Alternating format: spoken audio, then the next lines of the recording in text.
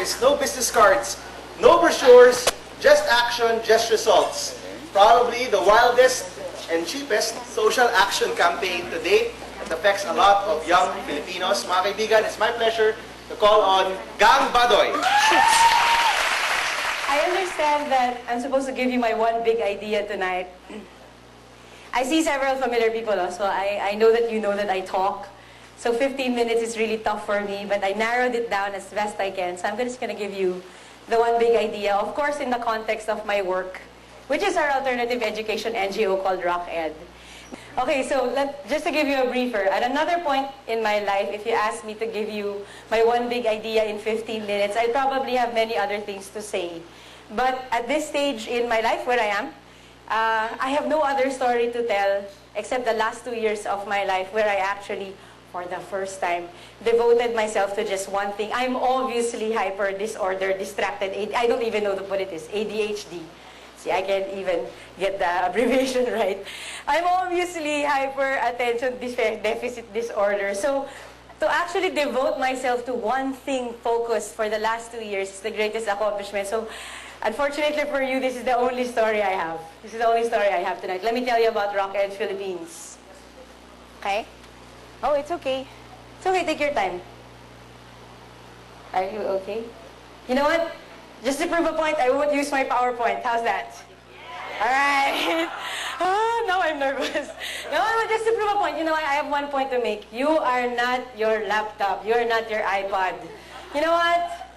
Kung mag-brown out dito, I'll still give you the speech of my life. So I'm gonna do it. How's that? Alright. Okay. Let me start. In 2005, I was so frustrated with the Garci tapes. You probably were too. And I said, I want to join an NGO. So I shopped for an NGO. There are very many fantastic NGOs, by the way. Greenpeace, World Wide Fund, etc., etc. But I realized that they always give you a task list, or not always. There are some that are as flexible as they should be. And they're so focused. And you know me, focus is my nemesis. I can't focus, so I'm like, oh, you mean this whole time we'll only focus on animals? Parang ganun. You mean trees again, trees again, trees again? I don't get it. Parang ganun. So I said, you know, this can't be. So you know what? I'm just start my own. No problem. Nooks. So I'll just say, no problem. Let's do this. So it happened like very many good things, very accidentally. I didn't quite plan it. But because I was then with the Jesuit Communications, I was constantly invited to schools to speak of media literacy. How to watch TV, how to break it down, how to read the media, ganyan. They always give me 3 hours. Okay, 15 minutes is a little short, but 3 hours is way. You don't prepare for 3 hours. So what did I always do? Of course, I cheat. I'm Filipino, I cheat. So I bring a musician. I'm from the Philippine government. I cheat. No, I'm just kidding. So I bring a musician with me all the time. That's my cheating, right? I brought Noel Cabangon. I call whoever musician I can call, you know. So in between the points I need to make, I want a song. And so I'm like the spiel of a concert. So every time I would do that, I'd say, okay, today we will be rocking while educating and educating while rocking. And paulit-ulit ko sinabi. I kept saying it over and over until I realized it got a little bigger and bigger. More musicians volunteered and etc., etc. Right? So that's the big idea. Supposedly that's my big dream, new thought, and supposedly the brave thing. Brave, absolutely. Why? Because one, I don't have money. You know, NGOs are born out of a funder or a grant and a big idea. And this thick, yung proposal at papel and SEC and DTI and whatever. And of course, I have no patience to do that. But for some reason, it happened because people came in, people started helping, people started working. But it has to go back to where I came from, right?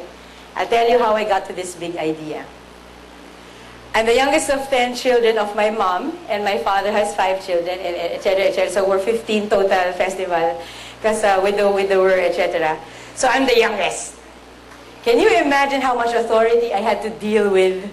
Okay, parents, mommy, daddy, sister, brother, neighbor, tita, tito, friends of tita. And I guess you're all the same. I guess all ourselves are the same.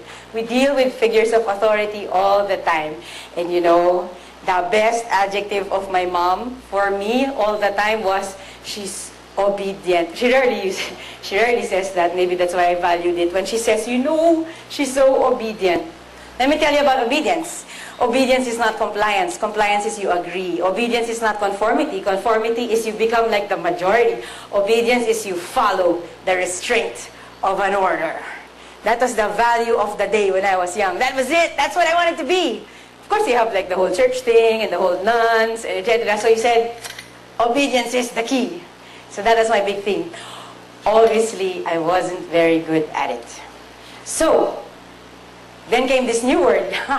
Na 3 weeks ago lang ni-reintroduce sa akin. It has ingenious Pinoy. You know, it's so uncomfortable when somebody uses adjectives for you that you rarely use for yourself. So they said, ingenious Pinoy. Even my name tag has it. I'm an ingenious Pinoy. So I researched, what does ingenious mean?